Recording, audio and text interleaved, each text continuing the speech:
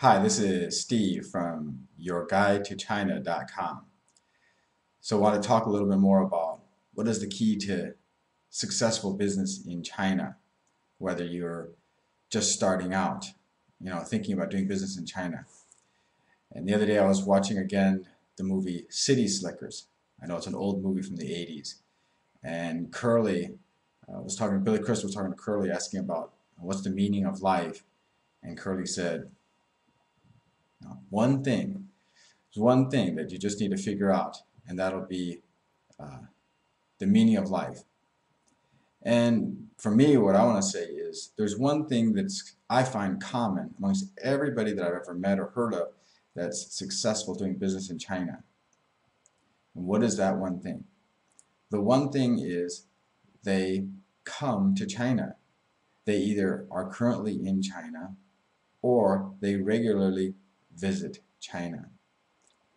So if you have never been to China and you've heard about that booming economy, you've heard that they have 9% growth while the U.S. is in a recession, that they have 80% of U.S. companies are profitable in China.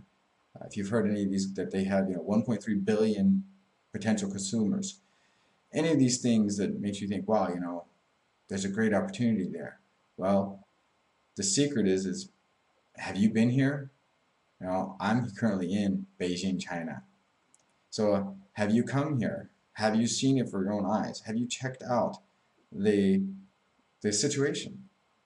That's the first step in the Your Guide to China system, which is market research. Even if you're planning to do an import-export business where you do not want to have offices here, it's still imperative that you come here, go to some sort of industry function, such as trade shows. There's many different trade shows. They have usually in the spring and in the fall. There's quite a few trade shows of every different, um, you know, industry sector. They're going to have a trade show. There are also industry-specific networking events and industry-specific conferences. So any of these things would be really crucial for you to come and start networking and meeting potential customers, potential partners that are here in China. So that's the number one, is come to China. The second is don't be afraid of China. China is not uh, that much different that it's something that you can't do. You can do it. Um, like we said, 80%, there was a recent survey, 80% of foreign companies in China are profitable. So if 80% of them can do it, I'm sure you can do it as well. Now, with that in mind, China is a different country, and the same techniques, the same mindset would apply as if you were going to any other country.